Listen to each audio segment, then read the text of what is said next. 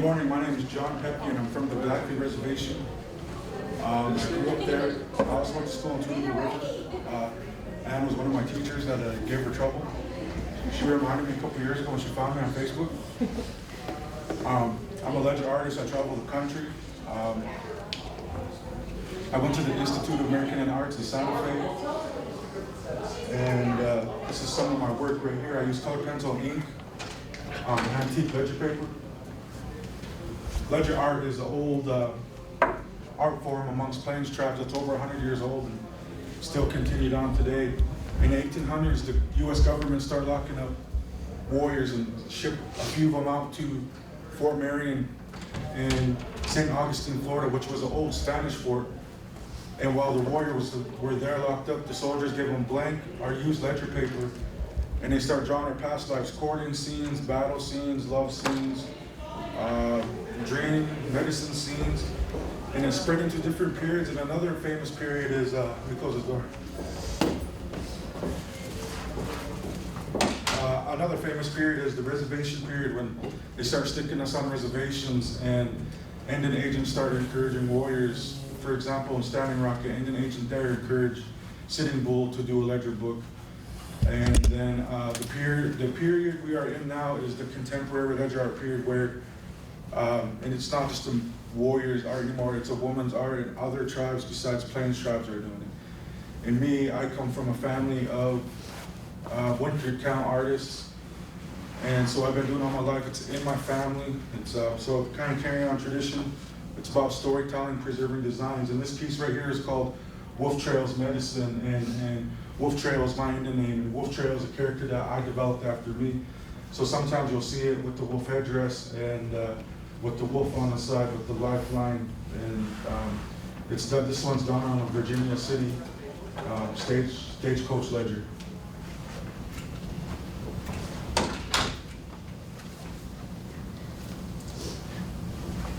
This one is called Champion Chicken Dancer, and I like to do a lot of chicken dancers. The chicken dance originated on my reservation, and some of the old traditional chicken dancing is still done, but it's really popular right now in Indian country, especially in the Southwest. And so I enjoy drawing chicken dancers as well. And this one's done on a ledger from Montana.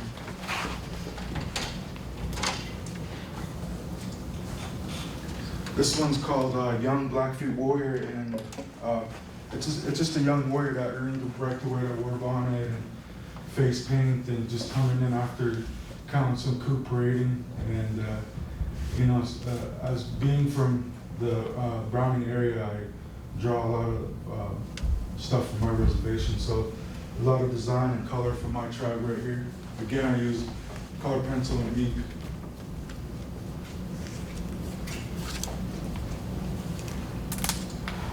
And this one is called Wolf Love Medicine.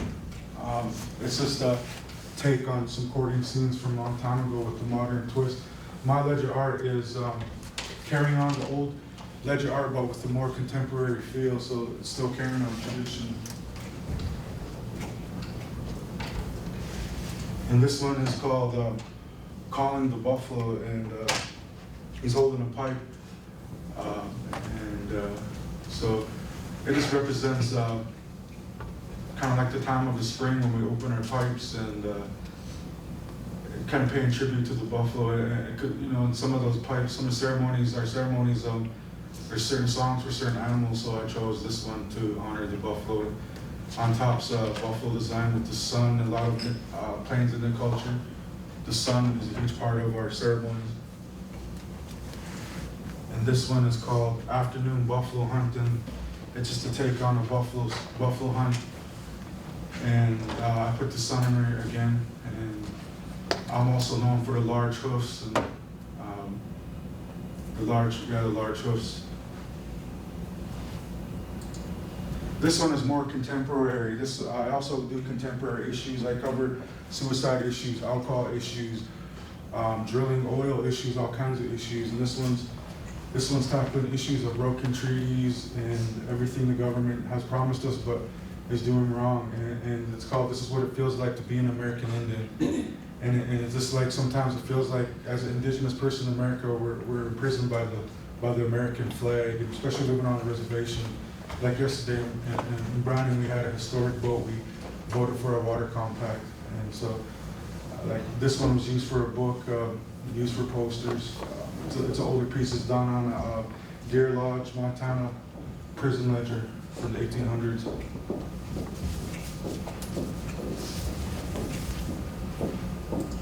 This one's called Little Otter Woman Makes Berry Soup, and it's a warrior in his lodge with these two wives. The one smoking the pipe as he sits beside the wife gets to smoke the pipe. The other one is his wife making berry soup. It was inspired by one of my great uncle's drawings. I just redid it with my style.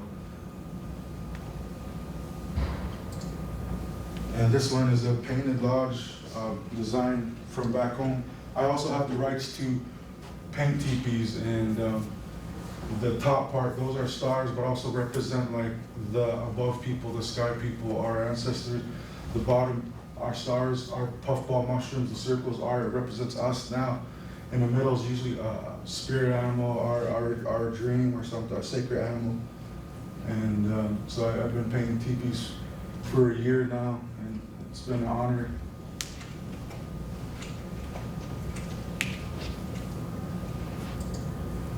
And this one is of a warrior from back home called Buffalo Body. It was just my tribute to him. That was his name, and it was my take on him. And so this is some of my artwork that I would like to share. It's just from my website. I've been self-taught, but I also went to the United Tribes Technical College of Bismarck, North Dakota, and I went to the Institute of American Indian Arts in Santa Fe, and then been working with youth for a couple years all over the country. And so that's an example of my artwork. Now I'm gonna give you guys a piece of actual ledger paper. We're gonna work on a ledger. Any questions? Yes. Hey John, where do you keep? You have a supply for all the ledger paper. I was wondering where you. It's a secret. Yeah. Okay. I thought you might say that. No. There's a dealer that travels the country that's from Browning but lives in New Mexico. Oh, okay. I trade about antique stores, eBay, or some people find out I do it, then they'll give me ledgers from their family. Oh, nice. Any other questions? Yes. What's the most amount of money you would pay for a piece of your work? Ballpark $2,000. Oh. How long does it take you to do a piece? Just depends. Sometimes I work on art day and night. Sometimes a day or 2 days or 3 days. Depends on the size. You should Yeah. describe what you do on those little food stamp. I haven't Little did ones. those, I haven't did those for years, but I also did It's just art on food stamps. Where do you get your food stamps at? I don't know, they were hard to find. I'm still looking. Any other questions? John, can you help me get some in this one? Sure. This side. I got a question for you. If some of these guys are inspiring artists, what type of a path do you suggest that they take over the next, because I noticed that you went to North Dakota School and then down to another school. What do you suggest for them? Well, it's up to the person. I suggest trying it all out. Try out pottery, try out drawing, try out painting, because I tried it all. You know, I didn't like pottery. I can paint, but I love drawing. And it depends on where you want to go. You could go to your community college, or you could go to Institute of American Arts, or the Seattle Art Institute. There's all kinds of art institutes out there, Minneapolis, Phoenix. It's all up to the person. But I'll suggest Santa Fe.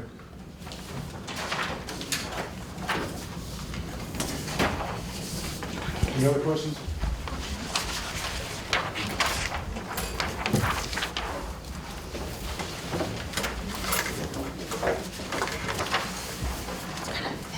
Where you guys all from? All over? Tribe. Yeah. Are you going to Miller?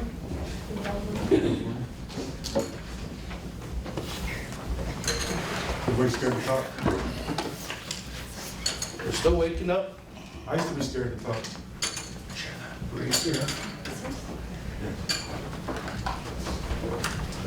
Sure is.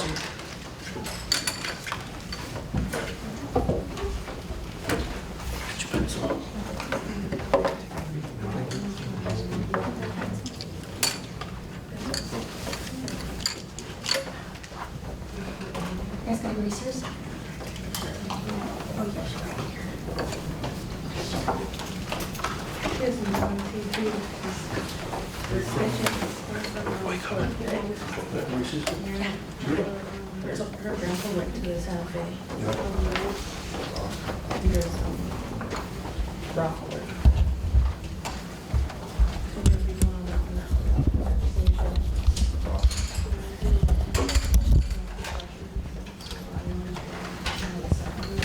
You know, art helps out. You know, doing art, like me, I was crazy. I dropped out of school. I almost went to prison. I was in trouble all the time, but art has truly saved me and brought me back to home and brought me back to my culture. But it heals you. Art is therapy. That's true.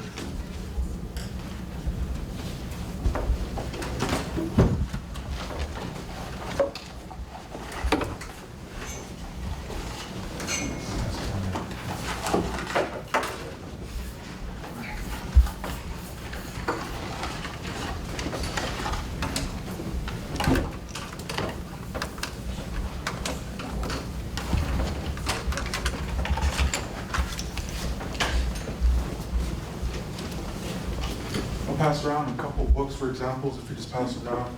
This one's from Fort Marion where Ledger Art started. This one's just a packet from Montana that has some pictures. And this is George Flett, who's one of the most popular ledger artists that passed away. If you want to pass it around and look at it. This is something you guys want to share. So I gave you the ledger paper. It's real ledger paper. It's from Great Falls, Montana. The museum, the Paris Gibson Museum gave me the ledger paper. It's from the 70s. So it's up to you. You could draw whatever you want on there, or you can follow me on the board. It's up to you. And then what I'm going to show you is show you pretty quick how I draw my buffalo, so you can follow me really quick if you want. But I'm going to start now. I usually start with the center part of the body.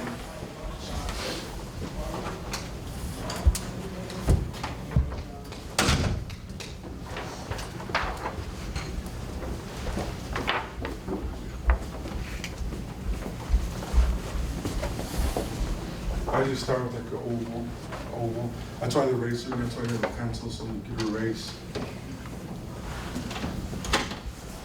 Then I start with the head. This oval maybe.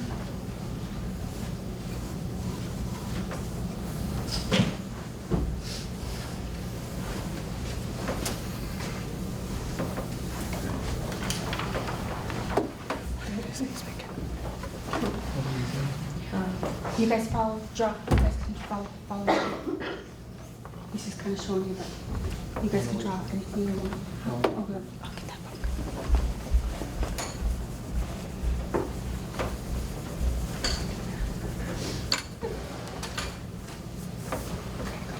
You want to start drawing the horns?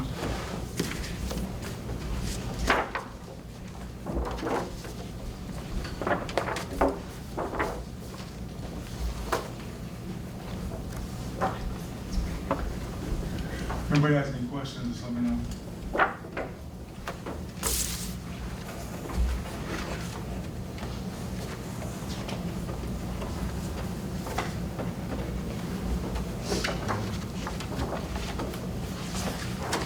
I get another pencil.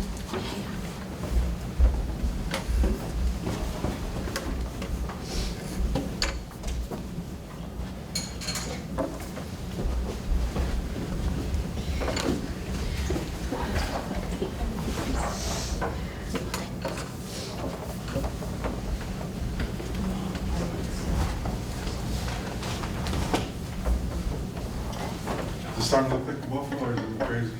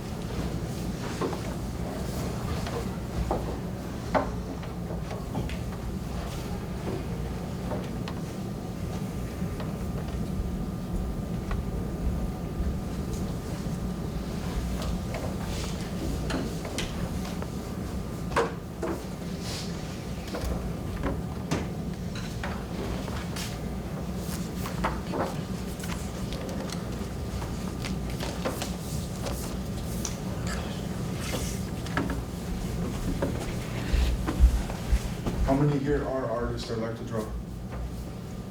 Awesome. How many are scared and quiet and don't want to be here? It's early in the morning. Man. I'm Good trying to wake up. question. I'm scared. You listen to music, or what inspires you when you're? Listen to all kinds of music. Rap, hip hop, blues. And sometimes I'll just let Spotify go or whatever it suggests. Or sometimes quiet. There's different music produced different. Sometimes, but usually I always have like I already have like a paper and stuff.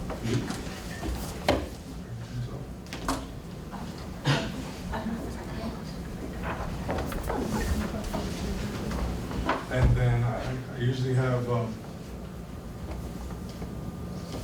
Oh no, that's not what I want. I'm sorry.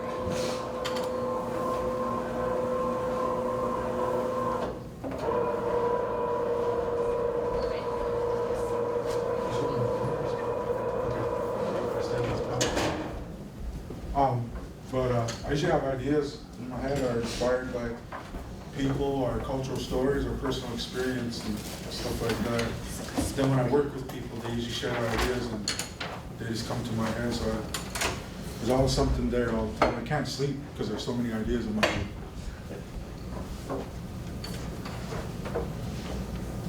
And draw the hoofs now.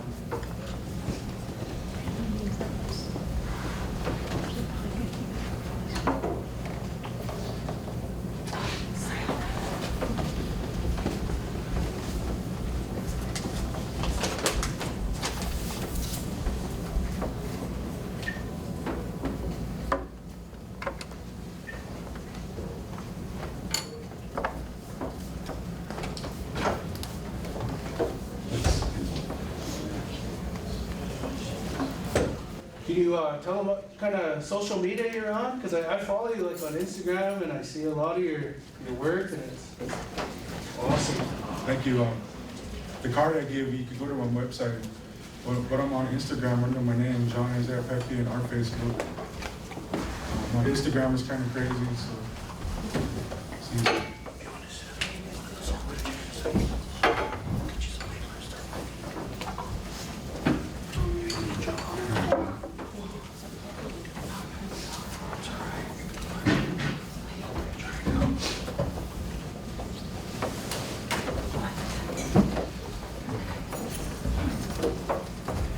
Any other questions? No? When did you realize that you were an artist? In 2009, after I got in a car wreck, I was depressed and mad at the world. So I started drawing again and never stopped and still doing it. And it's been a blessing. It's been taking me all over the place. So there's all kinds of possibilities to pursue it. Music that Yes.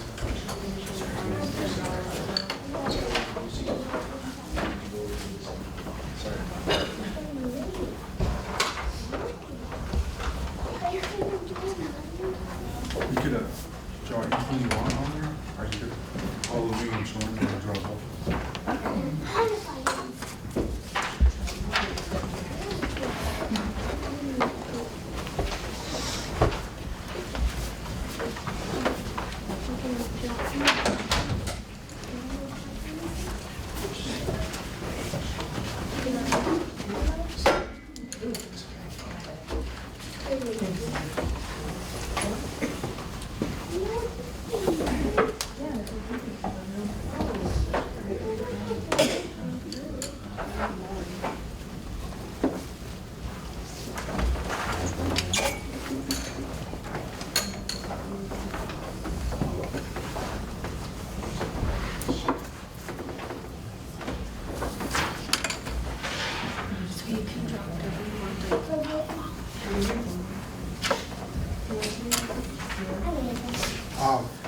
If you're drawing on your own, you can use whatever.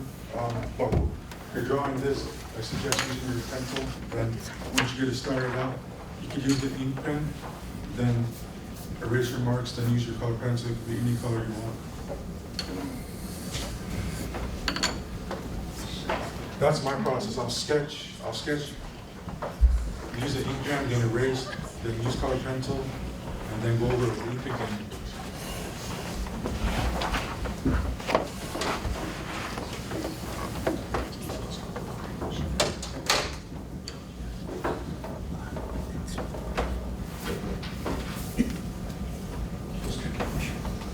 Okay. Okay. You broke it.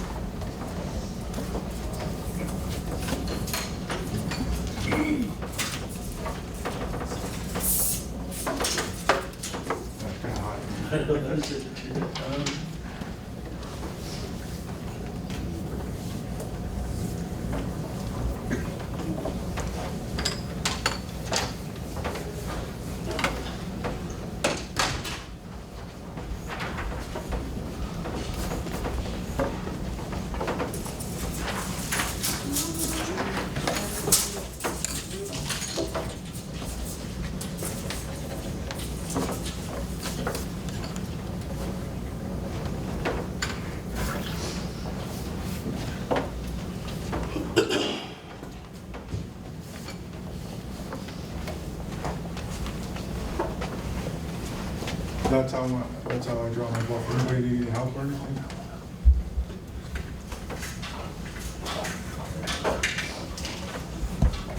Everybody from Montana?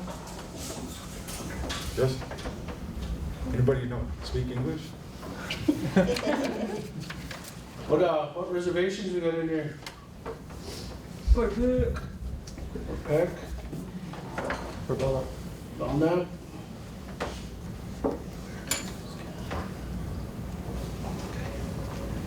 We got some of our Missoula kids in here.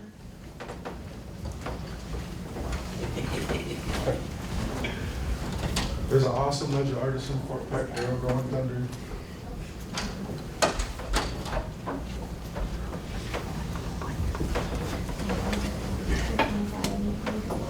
They're either very intent or they're asleep. They're either very intent or they're asleep.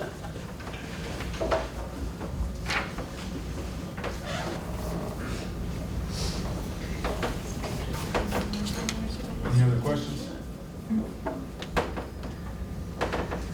Be prepared too, we're gonna all take a picture, it's gonna be on Instagram and Facebook. Can you tell us some of your famous people you met? Taboo from Black Eyed Peas. He's been wearing some of my art. That's about it. What about, should it be Yellowtail? Oh yeah, Who did yours? I work with Bethany Yellowtail and designed some scarves for her. Maybe in a little bit I'll show you off the internet.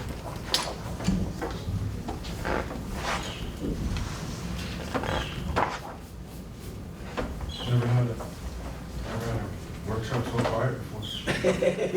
How about some of the stuff that goes on back home that, you know, whether it's good or bad, does any of that inspire your art? Yeah, a lot of it does. Sometimes try to stay away from portraying the negativity all the time and focus on the positivity, like powwow dancers or basketball players or mountains, you know, trying to uplift more because a lot of negativity in our community sometimes. Yeah, but I noticed art is becoming more popular in our communities. Like there's becoming more funding and people are becoming more interested in having people come in and work with youth. Like this week, after today will be my, I would have done 7 workshops this week.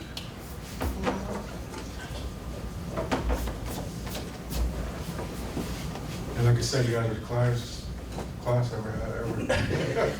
I don't know if you're scared or, I'm scared. I get shy, but as you grow older, represent your community, you'll have to start speaking up.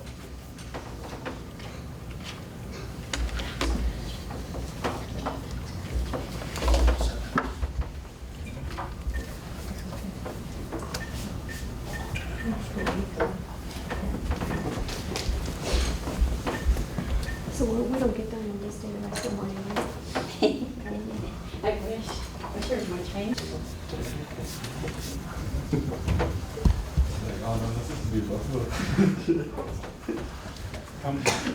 How many still need to use that?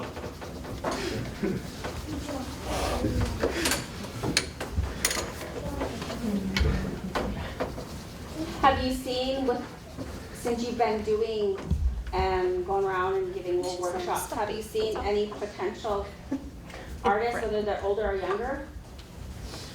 Yes, there's a lot, and there's a lot inspired, but they inspire me, and like for example, her, she showed me her sketchbook, and it was awesome. Yeah, cool.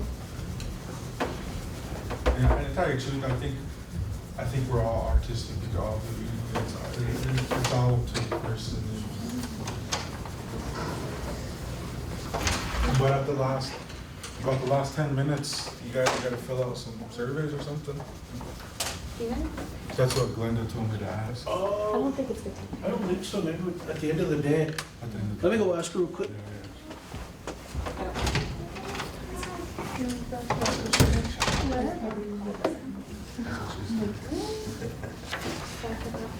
I kind of, no, I was trying to follow his email. See, the reason why I'm being quiet watching you draw, because I don't want to force you to. It's up to you. It's up to you what you want to draw. But I like what you guys are drawing. Remember, you get to take it home with you. You can even sell it. I took one of John's, he come and taught a group of teachers here in Missoula in the fall at Sentinel, and he taught us this, and it was, I'm not artistic at all, and I just love my buffalo, and because I drew it, I was proud of it, and it actually looks like a buffalo. Just his method, how he taught how to draw it in regards to the oval and all of that, and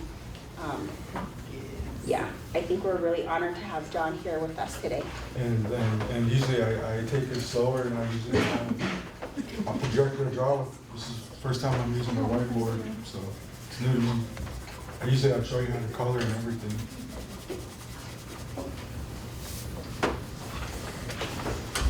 So yeah, they do have the survey, it's in the back, or it's in the packets. So it won't be. I guess you guys have a survey in the back of your packet, so in the last 10 minutes you gotta fill it up. Which is now. Yeah. So if you wanna fill it out now, Make sure when you guys leave, you can leave finish it anytime supplies. you want. Finish it. You can take the paper. Huh? Okay. So the only thing that I ask of you, you can take the papers, but we have to share the pens and the markers and the erasers and pencils. Just leave those where you're at for the next group then, because this is all we have. The supplies that we have for this class, so. But you take the papers, those papers are yours.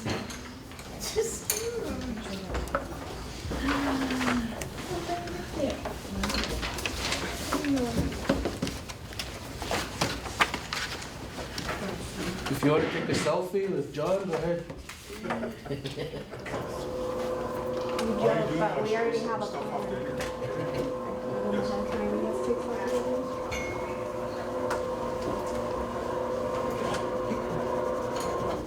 Are we almost done in here, or do we still have some good time? It gets out at 9:45, so you have like 8 minutes, 7 minutes. I know, it's really short, your classes are not 45 minutes. I just used up this whole pencil. I think we should just let me take it. Oh. I'm not gonna find the right color when I get back home. Well, thank you guys for being in here and talking my ear off.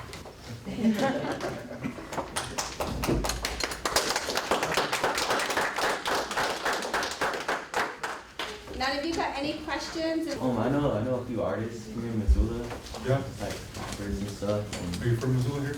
Yeah, Yeah. or I'm from Seattle. I was wondering if like you could ever like contact you for like artwork or something for a cover and Yeah?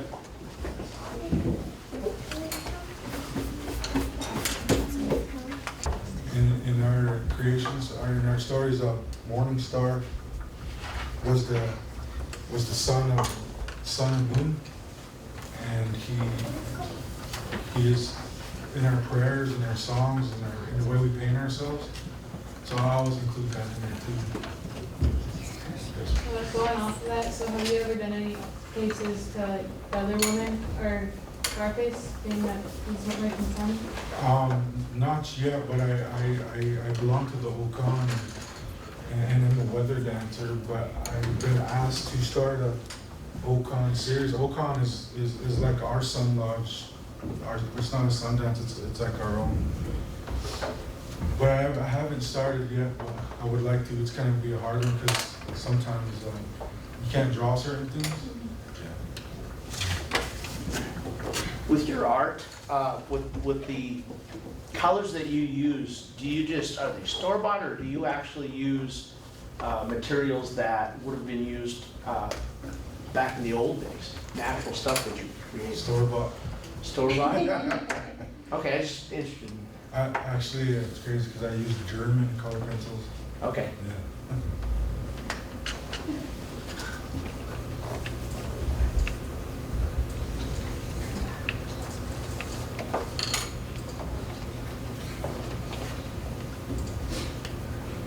Here's a 27-foot teepee that I painted. And it was a renewal. It was an old design that ripped, the old teepee ripped, so they asked me to renew the design. It was 27 foot. It took up almost the whole gym floor. And I was trying to do it by myself. But it took 6 days. After the third day, I got about 10 helpers for 3 days and we finished it. And it belongs to a certain group of crazy dogs, the Crazy Dog Society back home. And so this spring, coming up soon, it will be transferred to a new leader.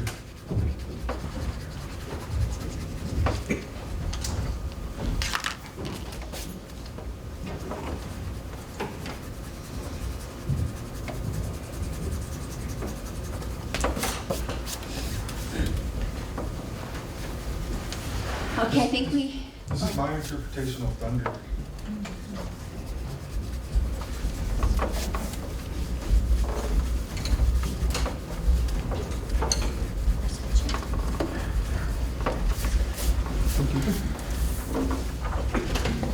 okay, if you guys don't have any other questions, tidy up your area, leave your pencils, pens, and markers and erasers. Here's a copy from Dr. He's holding on my silk scarf. Do you sell those cards? Yeah, they're on vyellowtail.com. Okei, hitaamiksi kanaatuni. Niistä luokok. Ässeneipui. Nuhtuutuu. Syksitsi. Apskapipikani. Syksi kätstäpioa. Nukua. Itse taapio. Apskapipikani. No, do it. Kenitio. So, this morning, Anxis Kanatani, we're gonna learn Nitsipuksin. Takis Sinipinan Nitsipuksin. And I'll use a little bit of signs to explain some of the concepts.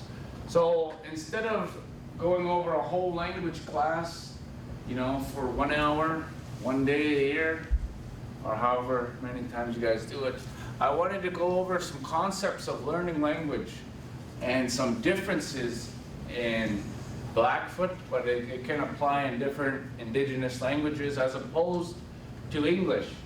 Because I think one of the barriers a lot of us have in learning another language, especially an indigenous language, is we like to think of it all within the English frame, all within a colonial mindset and an English understanding. So what I'm going to try to emphasis on you guys is to break that when you're learning another language.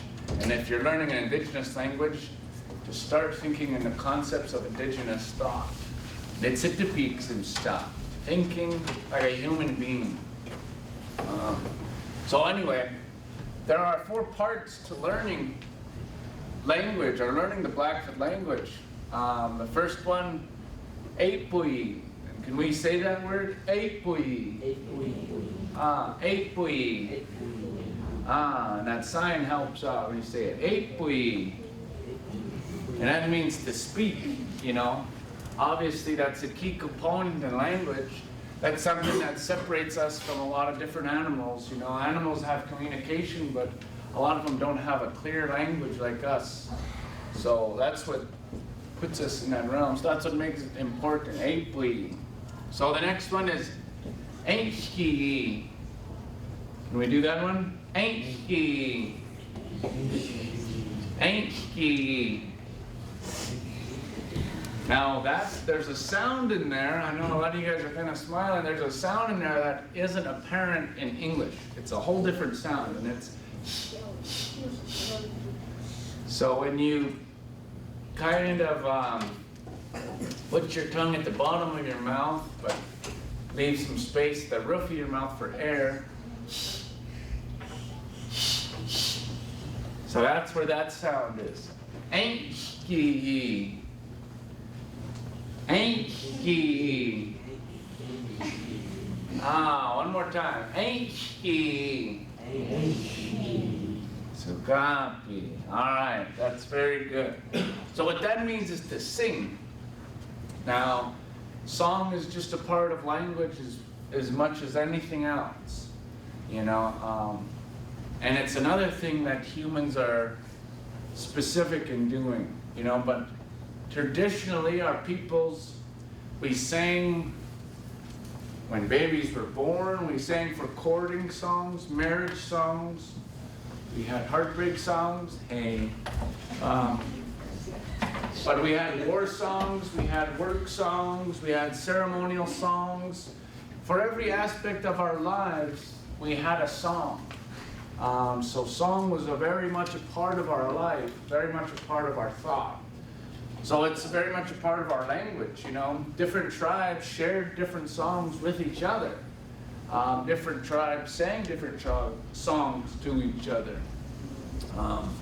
So song was a big way of communication, a big way of understanding. So the next one I'll go over, it has the same sign as song. Atsemoika. Atsemoika. Atsemoika. Atsemoika. Now what that means is to pray. Now it has the same sign as sing, because for some people, singing is praying, praying is song, right? So that word atsemoika, what it literally translates to is to seek a balance. So when we prayed, what we were literally doing is seeking a balance. Now we prayed,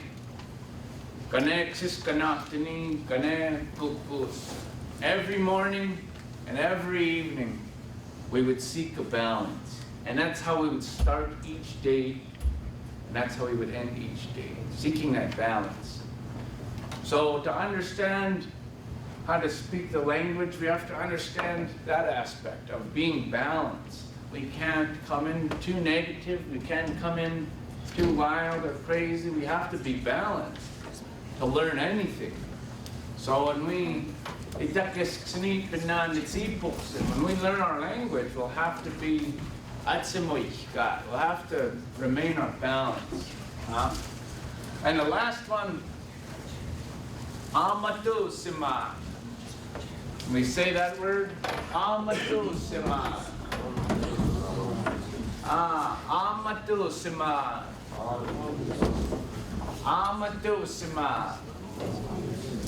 Now what that means, how that connects into everything, is that's our smudge.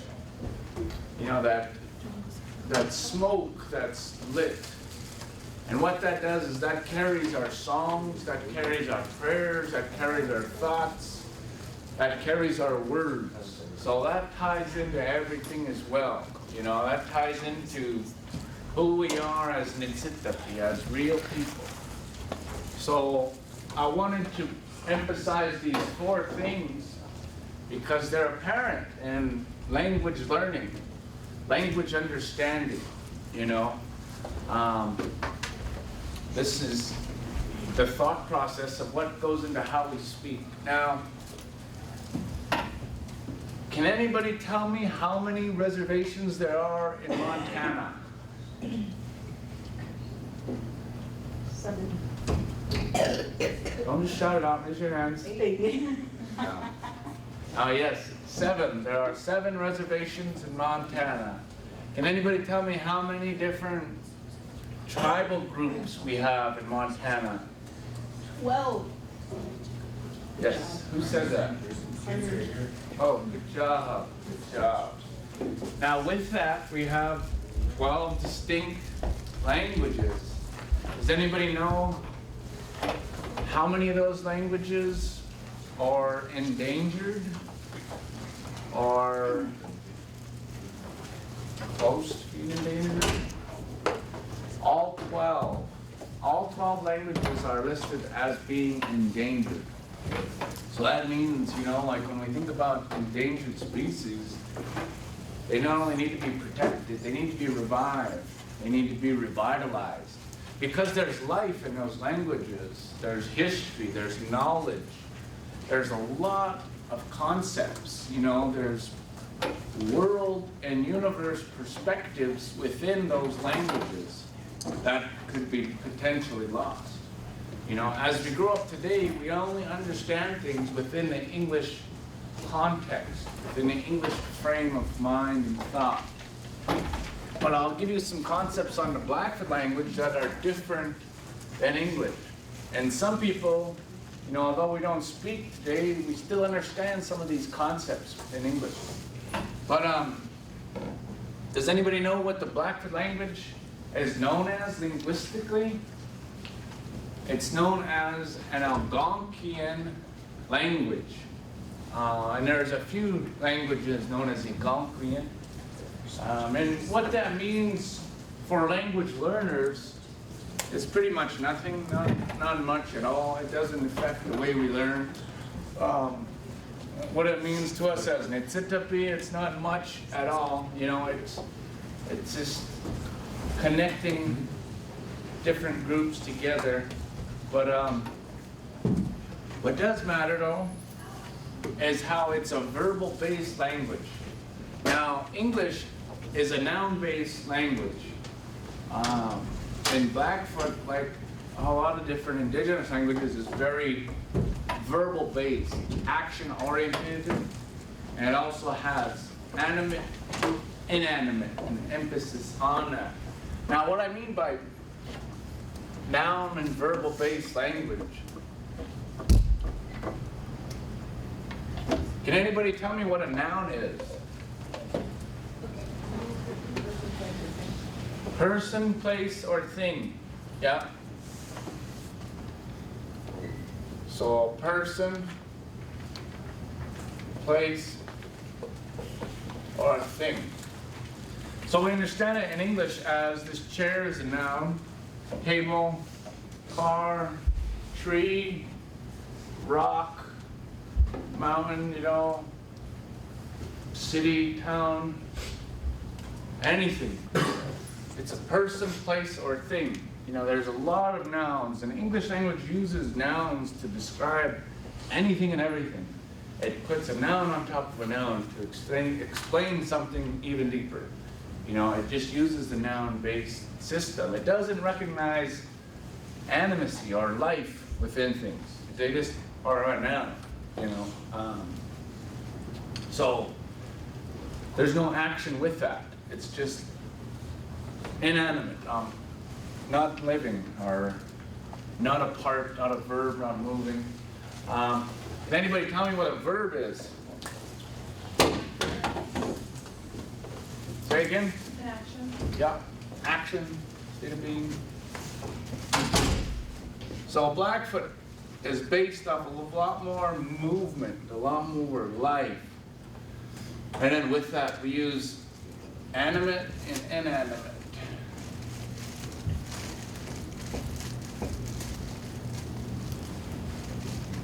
Now, the basic way to understand that is to say living and not living. But it becomes a little bit more complicated. Animate things can become inanimate, and inanimate things can become animate at different times. Things that would think in English are not living, in the Blackfoot context, could be living. But I'll get into that in a second. Going back to the English as a noun-based system. So I was saying we label things. So let's take for an example in English when I say, man, you're stupid. You're stupid is a noun. So what I'm saying is, that's what you are. And yesterday you were stupid, today you're stupid, tomorrow you're still stupid. Because that's what it is, it's a noun. It doesn't change. It doesn't have no movement. Now the difference in that is that can be really demeaning, you know, that can be, when certain people are stuck with certain labels, that can be real demeaning, disheartening, and hard for people to progress. Now the difference in a verbal-based language, if I say boinapsio or makapio, what I'm saying is you're being bothersome right now. You're being bad right now. You know, not yesterday, not tomorrow, not even right now, but right now, you were being bad, you know. So it's changing, it's giving life and action to certain things. So nothing is permanent. And that's how we understand life. Nothing is permanent. Nothing lasts forever. We won't be here forever. Our bodies won't be here forever, you know. Eventually we're all going to be dead. We understand that things are constantly moving, constantly shifting. We cannot put things in particular places forever because they're always moving, right? And that's what a verb-based language does. It allows more animacy, more movement, more action, more life to happen, whereas English language doesn't allow that much. So going back to animate and inanimate objects. So as I said, you know, English also has nouns for everything. Chair, table, this, that, this. In Blackfoot, what do you think a car is? Animate or inanimate? Can anybody guess? Inanimate. Say again? Inanimate. Inanimate? A car is actually animate in Blackfoot language.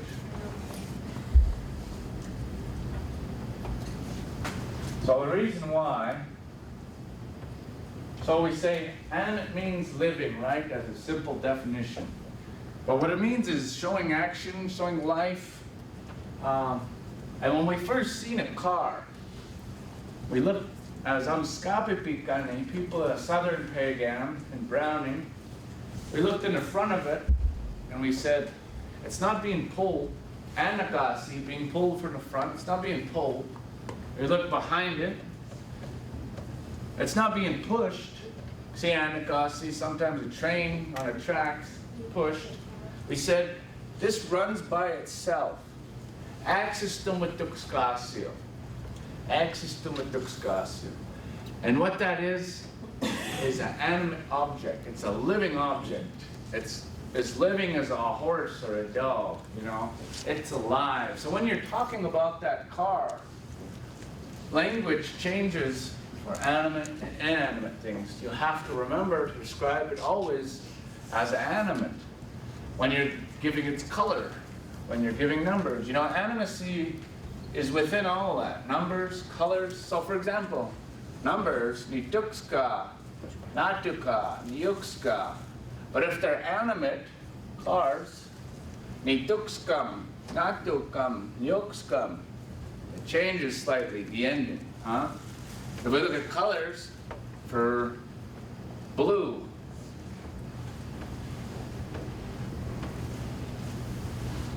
utsquinatsi. Now that's inanimate.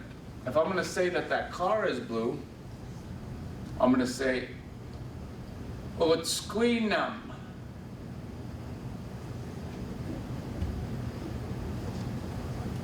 Utsquinam. It'll change the ending to animate so it matches that object. And that's how animate and inanimate works. It not only works with objects, but with numbers, with colors.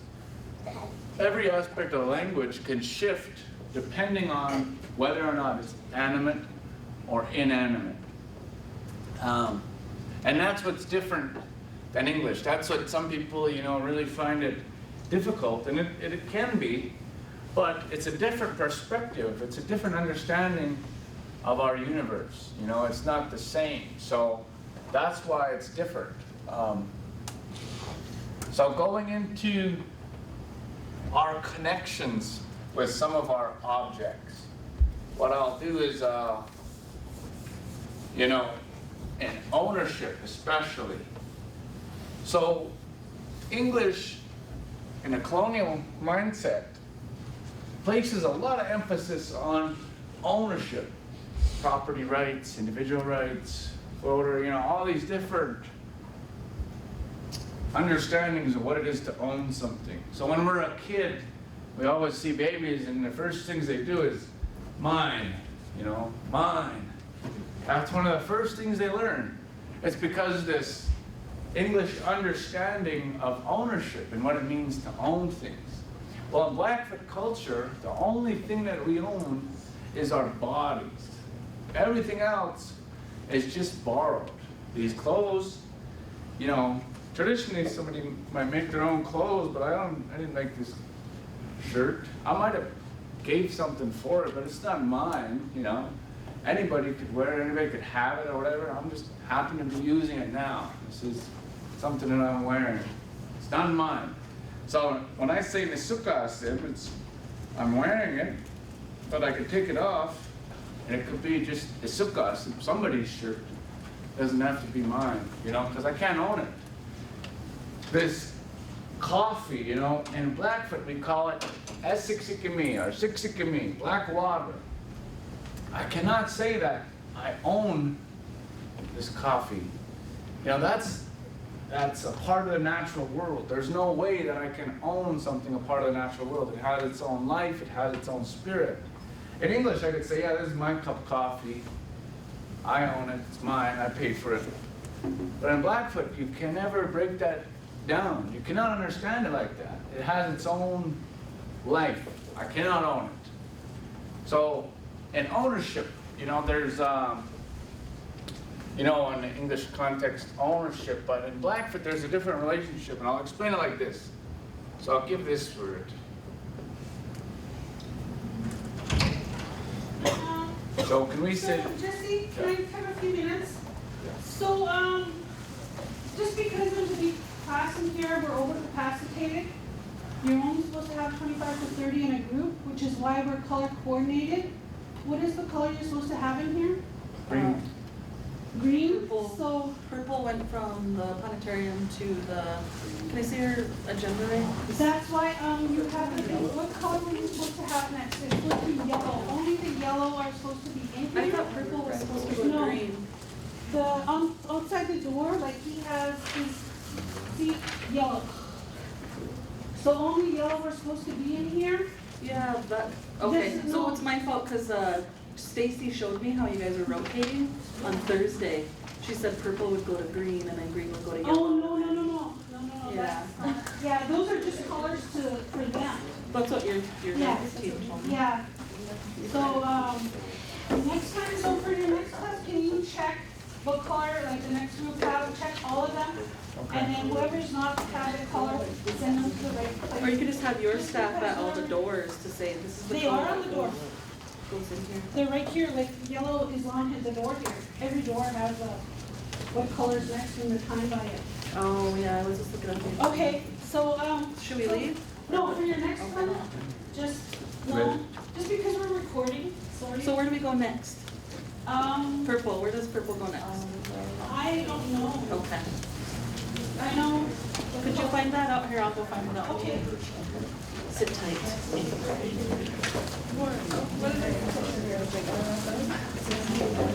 All right. We got a few more minutes. Don't worry. Don't worry, I'm not done yet. All right. Now everybody, can we say this word and follow the sign? Imita. Imita. Now that's a really old sign for a dog.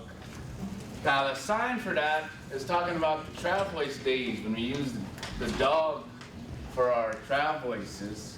Use them to move around and stuff like that. It's talking about loyalty. That's imita. Now the second one I'll give is Punnokamita. Punnokamita. Everybody say that word? Punnokamita. One more time. Punnokamita. Punnokamita. Now I'll write that word down. Now, what that is saying, it's taking two different animal words and putting them together. Punnaka is elk, imita is dog. So we can see the imita root at the ending there. What we're saying is elk dog, right? Elk dog. Now, the horse and the dog are the only two animals that we domesticated, as they say. Now in English it'd say, you know, this is mine, my horse, my dog, but in Blackfoot it's a different concept. So for imita, if you're going to talk about your dog or whatever, you say,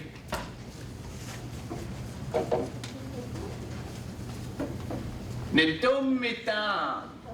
Nidomitam. Can we say that word? Nidomitam. Nidomitam. One more time. Nidomitam. Okay. Now we see that word changed a lot. Now in English we'll just say my dog. In Blackfoot, you know, if that was the case, it'd say ni still imita, you know, my dog. No, but it changes the whole word. We could see a little bit of the root in there, in the M-A, M-I, right here, this meat. Nidomitam, that has that root right there, meat. So that's maybe where dog is, you know, that's where you're talking about that connection with it, or that understanding and acceptance with each other that you have. Now, if we're saying Punnakamita, and you want to talk about a person's companion or ownership of that horse, it changes completely to Nutas. Now, can anybody see the root word for Punnakamita in there? It's not apparent in there. It's not visible at all. Punnaka is elk, imita is dog, but Nutas is horse. It's completely different. Completely new root word. Nutas.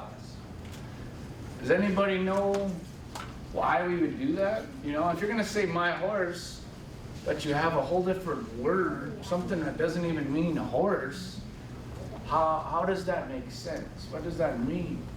Well, you know, when we think about nutas, we got to think about the relationship and the connection. It's very similar to something like nutsis. What does that mean?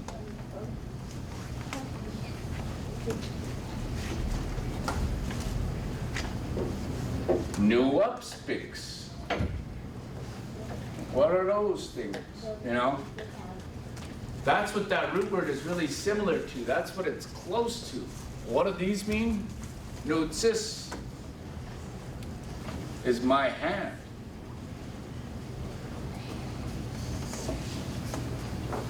New upspeaks, my eyes. So basically what you're saying in nutas is not that I own this horse. You're saying that this is a part of me. This is like an extremity. This is like my hand. This is like my eyes. This is like my feet. That's a keys. No, keys. It's like my ears. This animal is now a part of me, just as much as I'm a part of it. So it's not that I own this animal. I control it. No, it's that this animal is a part of me now. We're relying on each other. And that's the connection and ownership that we have. That's the understanding of ownership. It's not so much, I own this, this is mine, that is mine. Like I said, the only thing that we really own is our bodies. It's stone. That's the only thing. And eventually, it's going to go back to the earth. You know? It's not going with me on the other side. It's only temporary. So, we can't own animals. We can't own parts of the environment. We can be connected to them. They can be a part of us, but we can't own them. That's why in Blackfoot, that connection we have with a horse is also apparent with things like the water, the mountains, the rocks. So in the beginning, I say, Oki Nixo Quacks.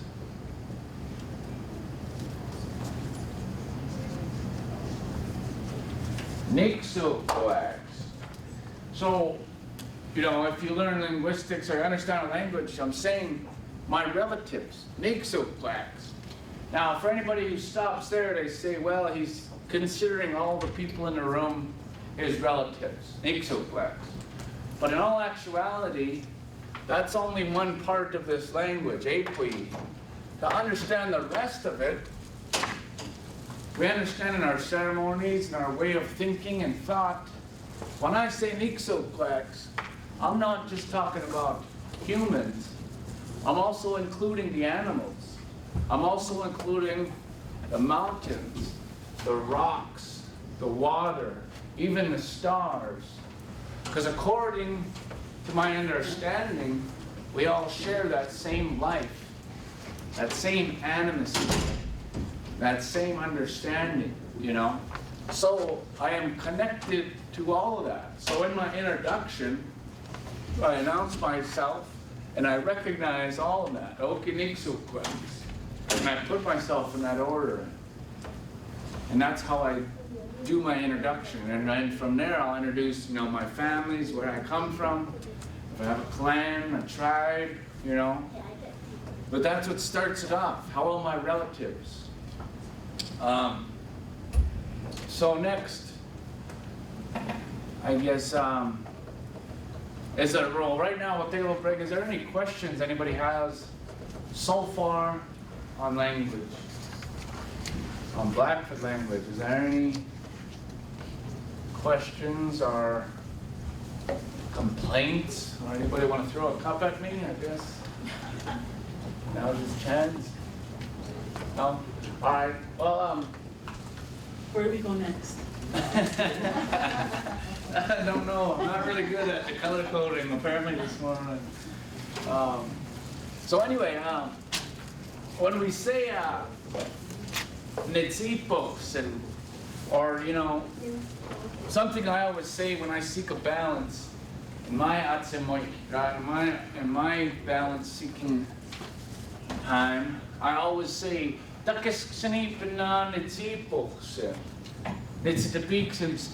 us to learn our native language and help us to think like human beings. You know, to quote the late John Trudell, he said, we are human beings living in a world that forgot what it's like to be human, you know? But this is how I would say we're human.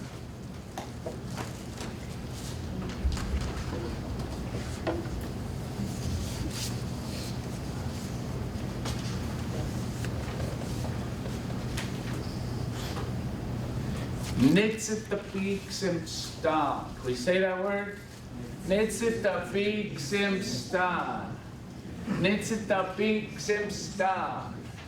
Nitzitapiksimstan. And that's what I'll challenge everybody, you know.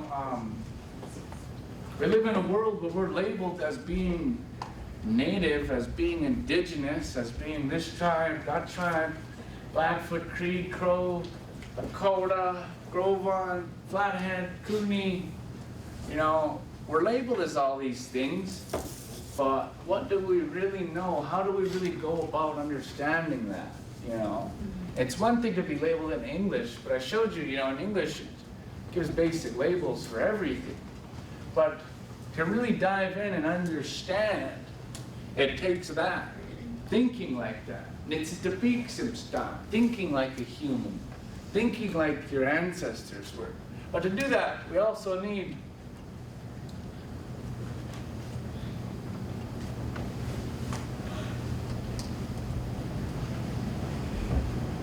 Nitzipochsen.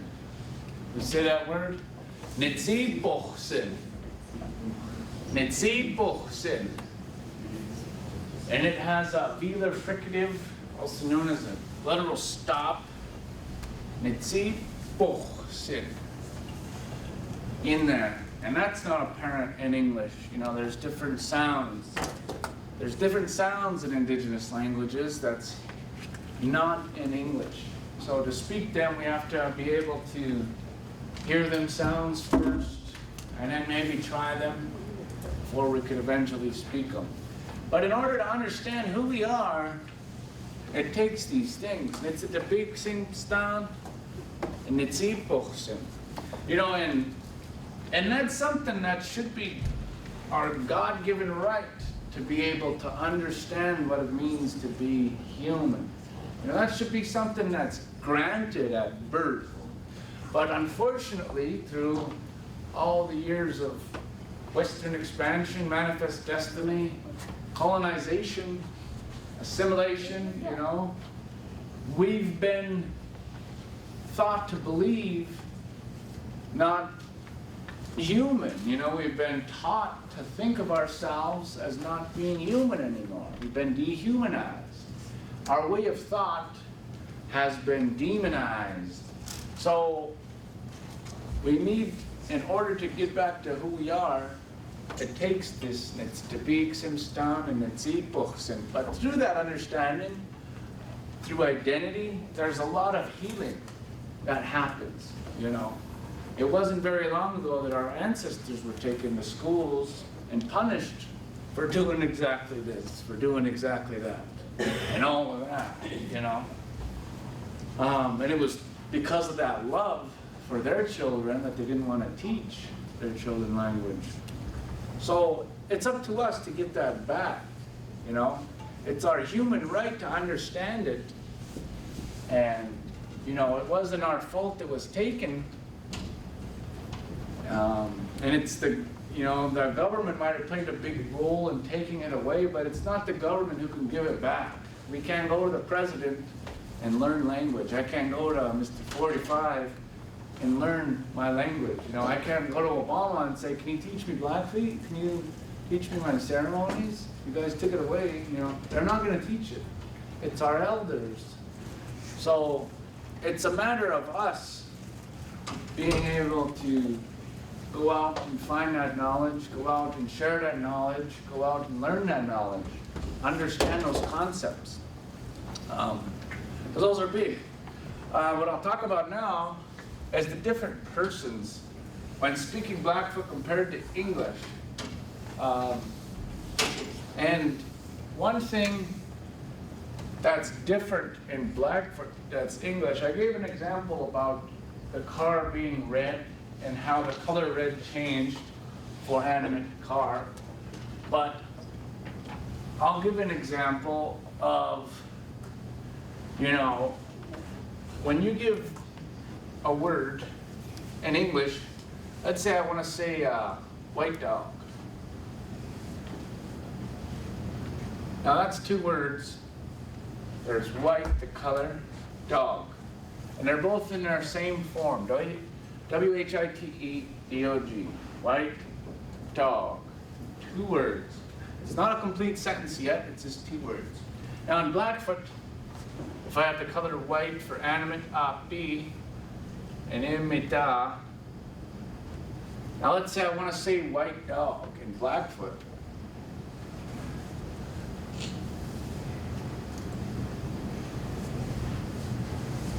Biomita. Now that changed completely, right? So that ain't 2 words, that is 1 word now.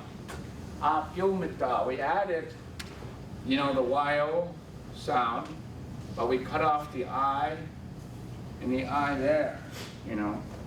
So what we did is we took 2 words and became 1. Now we think about it in English, if we did that in English, and we had something like white dog, you know. If I wanted to say white dog in English and I said white dog, you know, that don't make no sense. People look at you like you're crazy, right? But in Blackfoot, that's exactly what you do. You take 2 roots and you put them together. And in linguistics, they call that, they have something called morphemes. And they have bound and free. Now, bound morphemes are like words that don't need no help, but free morphemes are like ED, ES, different ones like that. So they only mean something if they're put on the end of a word or at the beginning, you know. So work and worked, I guess. So they only make sense if they're attached to something else. Now the way to think about it is Blackfoot is full of these free morphemes that individually, they don't really make sense. But when you put them onto something, then they make sense, you know? And you can't think about it in a sentence, phrase structure, because it's different in those concepts. And in a Blackfoot story, there's no, you know, it's like a river, it's just flowing.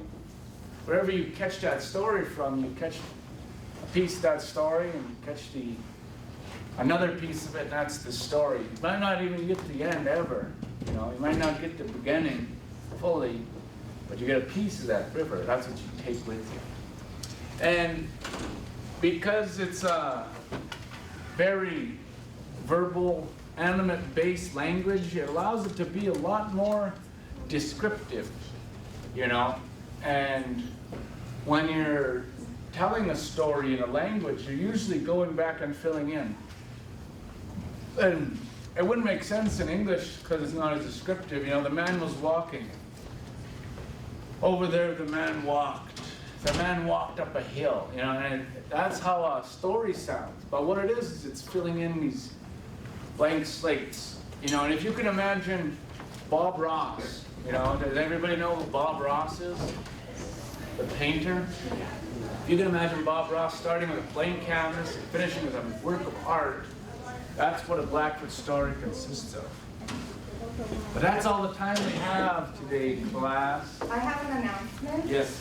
So after this next session, our 3rd session, it will be lunch. That's what your pink tickets are for. So make sure you don't lose them, because that's how you're getting your meal at the food zoo. And then we're asking that everybody meet here at 12:50, and then we'll take you to the last part at the ROTC gym. Okay, so purple goes right over here to red with John Pepe and Ledger Art. Is this all of you, your green team? Almost, yeah. Almost? Wait. Oh, okay. So, we are Empower Montana. And Empower Montana is a nonprofit located here in Missoula. We work across the whole state of Montana, working on kind of cultural humility and building inclusive environments. And we work with different businesses, communities, schools, anyone that really reaches out to us across the state of Montana. Hi. Hello. And so this workshop is going to be on leadership, if you didn't already know that. And we're going to go around real quick and do a round of names. And we have a question to have all of you answer that we'll answer too. Because at Empower Montana, we're really big on participation, and we're never going to ask you guys to do something that we wouldn't do. So as we move through the activities, we'll brainstorm too, and we'll give examples, and it won't be just you guys talking. Although if you guys just wanted to talk, that'd be pretty cool too.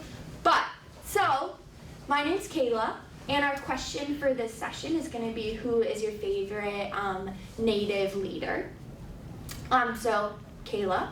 And my favorite Native leader is Dr. George Price, who is a professor here at the university.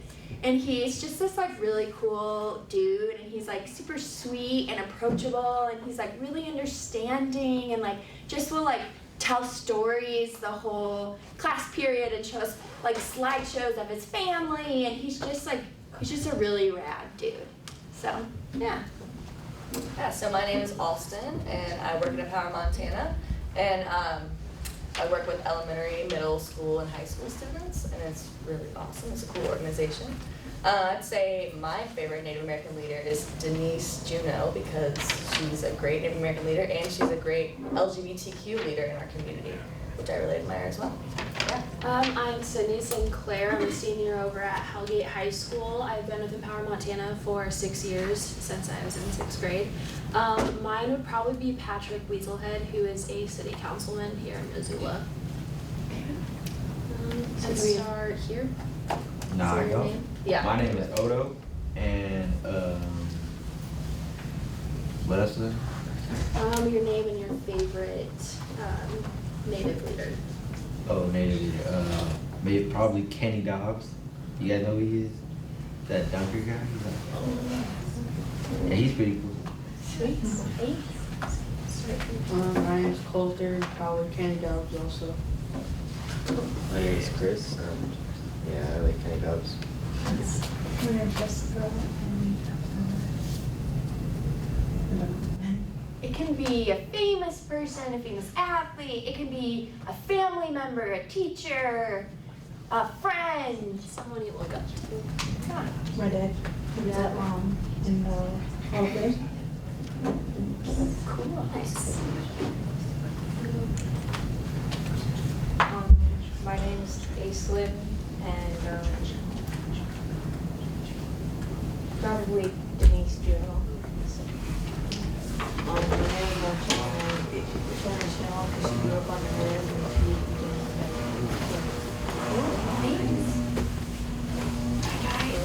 Right back to you. Me? Yeah. My name is Greg, and all the Kenny Dobbs. My name is Jesse, and all the Kenny Dobbs. My name is Riley, and probably Denise Juneau. My name is just anyone. It could be your mom, your dad, your grandparents, your aunt, your friend. My mom. Okay, sweet. Oh, me? My name's Donna, and mine can be Bronson Kaden. My name's Kyla, and it's probably will be Shoni Shoni. My name's Micah, and mine is Jake Garreltoff. My name's Kiala, and mine is also Jake. My name is Nadia, and mine is Superman. We're doing.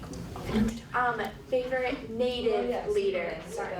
Native rapper, right? Oh, Yeah. oh, I had no idea. I'm so sorry.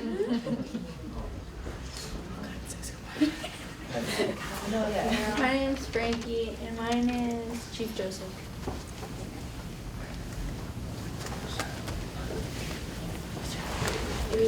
My name's Tabby, and mine's Matthew Sharp.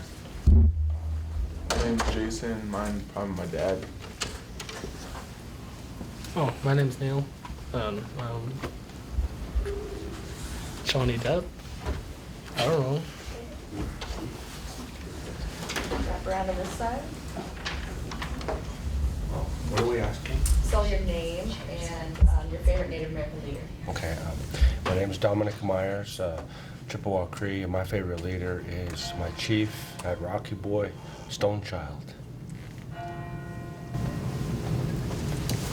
My name's Persephone, and my favorite is Denise Juno. My name's Gabby, and I guess it would be like Jake Arrowtop. My name is Lisette, and Wells. I don't really have Native American model, so yeah, let's go. I'm Devontae, probably Superman. My name is Cassidy, and John Jaha. My name is Rihanna, and probably Tanya Jaha. My name's John, probably my dad. Hey, did we get everybody? Sweet. Yeah, so on that note of leadership, like anything else, leadership is defined kind of by our experiences, like our attitudes towards leadership may be different depending on what we experienced in life. And like anything else, things can fall on different sides of the spectrum. So we're gonna kind of explore some different qualities in a leader. So we'll start, I guess we'll go from bad to good, so we'll end on a good note. So what are some qualities in a leader that you don't want to see? So you all named a leader, a Native American leader. So think of almost like opposite qualities that you don't want to see in someone who's leading. Just shout them out. Selfish. Yeah, totally. Pushy. Pushy, you said? Cool. No self-control.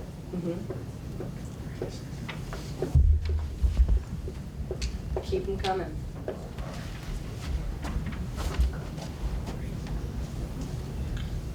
No love.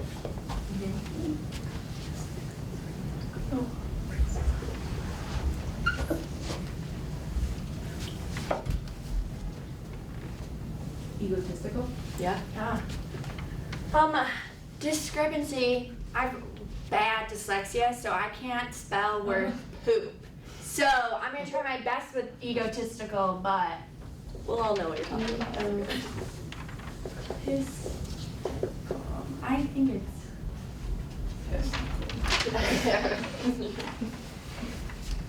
You guys got any more? Me. Yeah.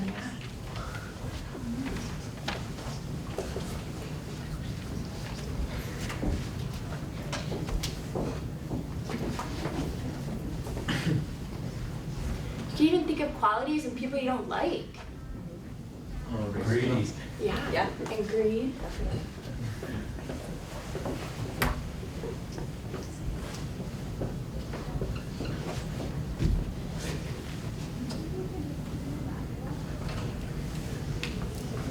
Let's get 3 more. Argumentative. There we go. Thank you. Yeah. So you guys who are just coming in, we're just brainstorming some qualities that we don't want to see in a leader.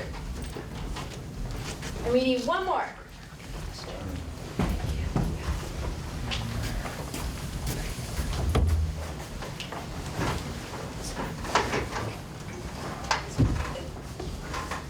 Maybe someone who hasn't shared yet.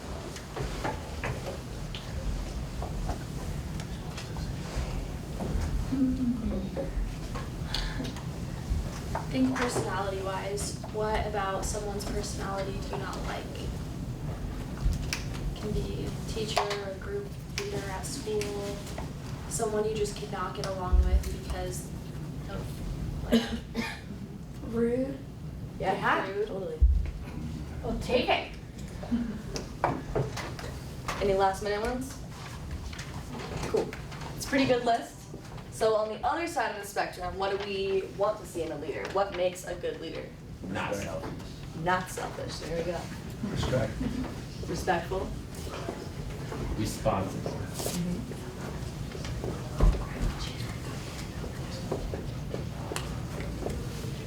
Sharing. Caring. Loving. Smart. Yeah, so like, what about your leaders that you all named? Like, why did you name them? One of my chief Stone Child, he said to help one another and to love one another. We don't follow that. I kind of tend to think in my own tribe, if you don't follow our values and what our chief says, then are you really one of us? Understanding. Yeah.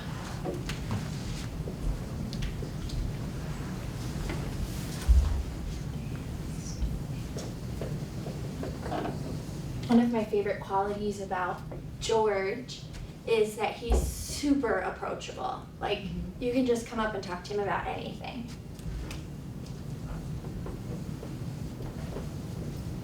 Is that George Price? Yeah. Good guy. Oh God, I love him. So we here, let's try to get 3 more. Accepted. On time. I like that one. It's one we don't think about too much, but it's important. Sacrificial.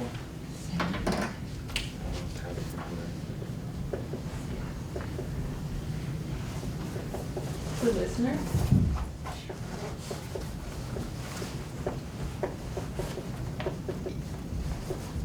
Guys got any more?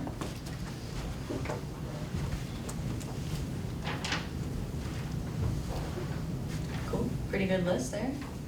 Okay, so as we can see, with the good qualities of a leader we like, and the bad qualities, and the leaders that all of us mentioned, there is a wide range of good leaders, and what makes a good leader, and what makes a bad leader. Like, I'm sure that even the really popular, like the common leaders that all of you said, like, what was the one gentleman's name with the last name Carrot Top? Arrow Top. Oh, I'm so sorry. Can't hear a word poo. But so like, even though a lot of you guys said him, I bet each of you had maybe a little bit of a different reason that he is your favorite leader. And like, that is the cool thing about being a leader, is that you have it's a diverse topic, and you can be diverse. And you don't have to have 1 million followers. You just really have to like have that one person who looks up to you, and then that qualifies you as a leader. So now we're gonna have Miss Sydney over here go and talk about our next activity. Okay, so for our next activity, we're going to do a thing called frame of reference. And so what we mean by this is everybody has glasses on right now. And when you're looking through your glasses, you have different experiences or lenses that help you see and lead in different ways. Some of those can be your strengths, some of them can be like a weakness or a boundary that it's hard to get over because of the lens you have on. So for example, I'll just have all of us do one. Let's see, I'll do race for mine. So I'm actually an enrolled member of the Blackfeet community up in Browning. I'm actually from there. I was born in Keping, lived there almost half my life. So that's where I'm from, but I appear to be white. And so when I came to Missoula, I felt like I was treated differently than my mom would have been treated because she does look Native. When we'd go to dinner, they'd like ask me questions and look at me and expect I'd pay the bill, even though I'm clearly younger than my mom. So that was like my lens, and my ability to lead was easier because I felt people would like look at me more. But then when I'd go back to Browning, I was treated really differently because they just called me a little white girl, or me and my brother were called children of the corn because we're the only blondes. just little things like that. So that was a strength and a weakness because I felt I was either respected in one place or not respected in another. What about you? Yeah, so one of my lenses that has been a challenge for me is that I'm gay. That makes me like look at the world, I think, differently, and I've had to overcome a few barriers with that. But one lens that's definitely granted me some privilege is that I'm white, and that definitely, you know, obviously in our society grants me certain privileges that others don't. So yeah, that's mine. Kayla? Yeah, and so my lens is my age. So first of all, I am young. I'm 22 years old. And I look young. So oftentimes when I'm working with adults, like this happened just earlier with some random dude who wanted to use this classroom, they kind of discredit me and don't treat me very respectful because they just assume I'm this young kid who doesn't know what I'm talking about. But so that it's hard when I lead things and it's a room full of adults and I'm like, hey, what's up? Woo! And they're like, what are you doing up here? Like, you don't belong here. But then when I'm leading a group full of youth like yourself, I find it easier and it's like more comfortable for me because I'm not that much older than you guys. So there's less of a barrier to get through, I think, at least with age. Huh. Yeah. You guys get the activity you're supposed to do? So I'm gonna walk around and partner you guys up, and you guys are gonna discuss your frame of reference, which you look through when being a leader. And we have 2 discussion questions at the bottom to go over. We'll announce when to switch. So one person will be talking for about, we'll just say 2 minutes, and then we'll switch, and another person will talk for 2 minutes, and we'll come back together as a group. So I'll partner you 2 up. And then, yeah, you two.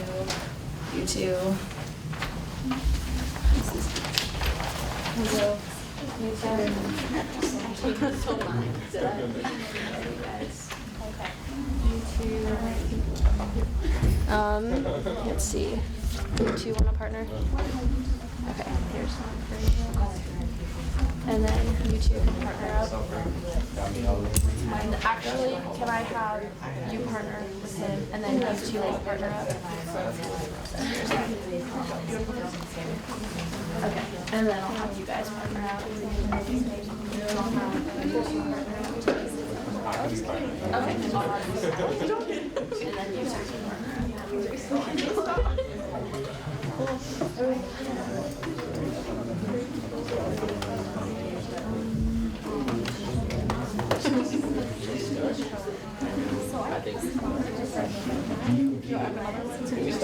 Yeah, oh yeah, please, yeah, you guys start talking about it. I'll tell you when to switch. Impact. Yeah. We did.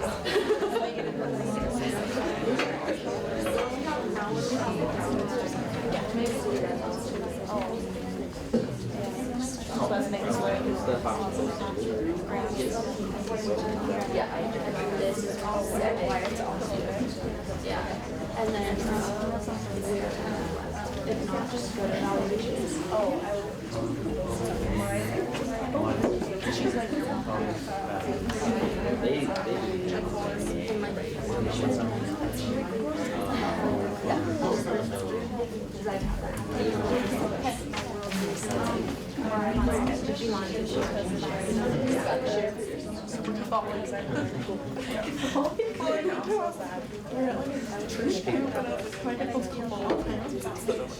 yeah.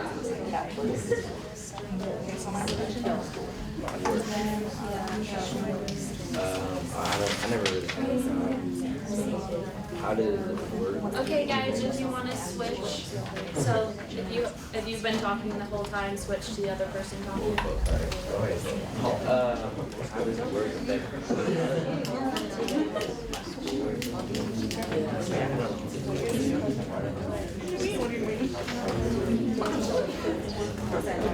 Okay. Control, travel, okay. I travel different. Your little hand like that. Again. What the fuck is not fair? I have mints with sugar. That's a nice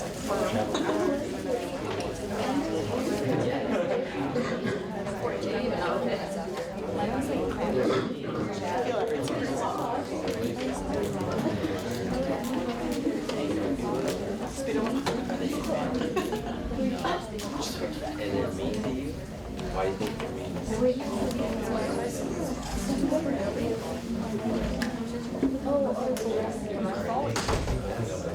How does that make you feel about your team? You feel like a bad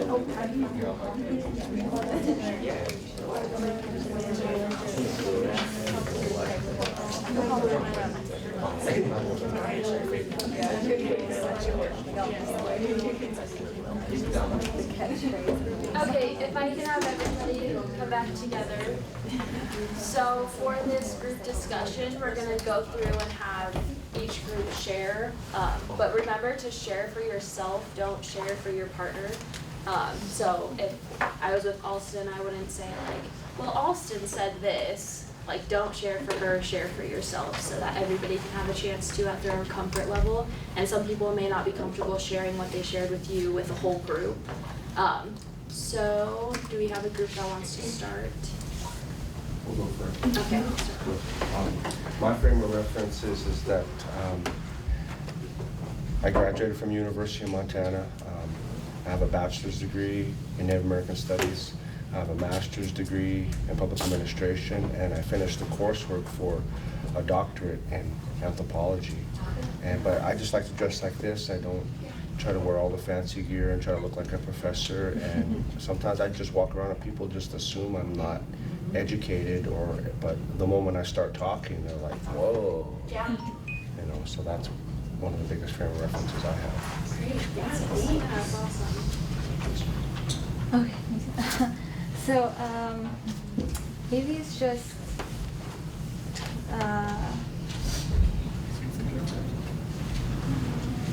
education. Yeah, so, teachers are usually surprised over my grades, just like, I don't know, I guess they expect a little bit less for some reason, and so, I don't know, maybe it's just how I present myself, that's why. So, yeah. We can do it popcorn style, so I'll let you guys pick a group. You guys, yeah. Yeah, sure. Probably one I think of is like work, is like when you're working, some people think like I can't like do like the certain things they ask me to, and then I do it, and then I don't know, probably just that, and some confidence. I mean, are we doing those questions or? Yeah, you can pick one if you want. Yeah. Do I have to? No. Okay. Cool, thanks for sharing. You guys can pick one group. These ones. Okay.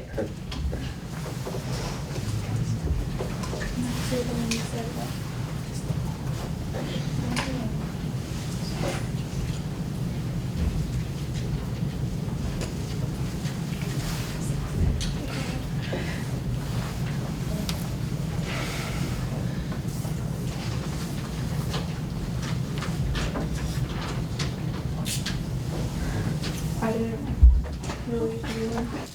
Okay. If you want to, you can even just say like work and then leave it at that and just move on. Just whatever brings. Education. Education. Okay. Do you want to pick a group now? All right, we'll go. You too. Probably just life experiences, that's it. Probably like location and race, because I'm not from here and it's really different rather than on the East Coast. Yeah. Do you guys want to pick a group? I'll do this.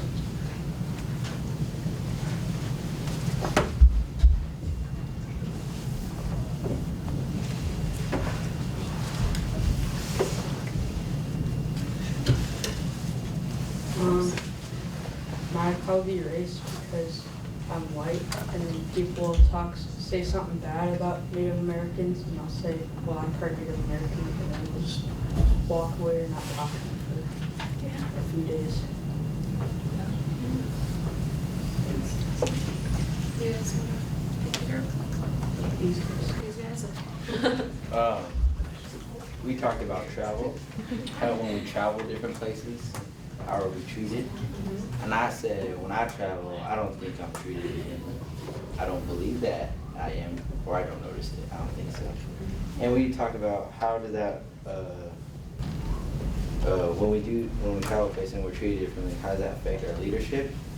And I said, I do not think I'm treated differently, so that does not affect my leadership. That's awesome. Yeah. Did you want to share? No? Okay. Do you guys want to pick any group? All right, we'll go that way. Straight across? Yeah. I said my age because people tend to think I'm older than I actually am. So I do because I'm short. Yeah. Do you want to pick a group?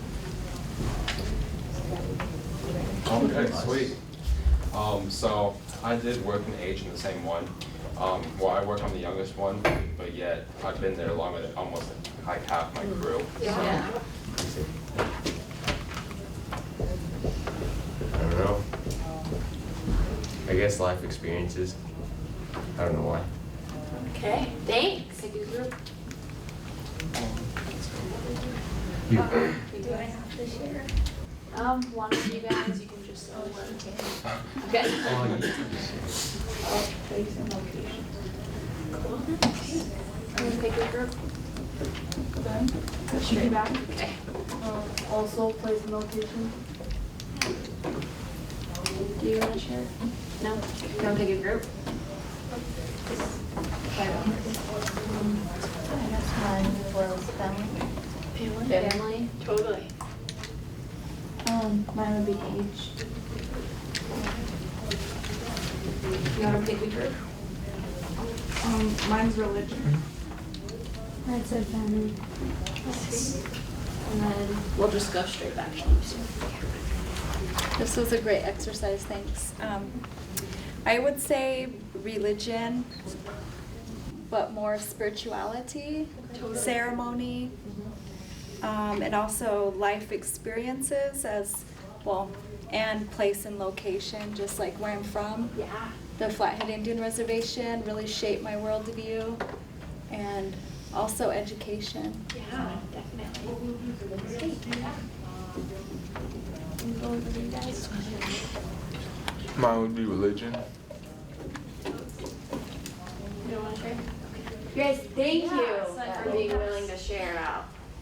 So just to wrap up, we got everybody right? I think we did.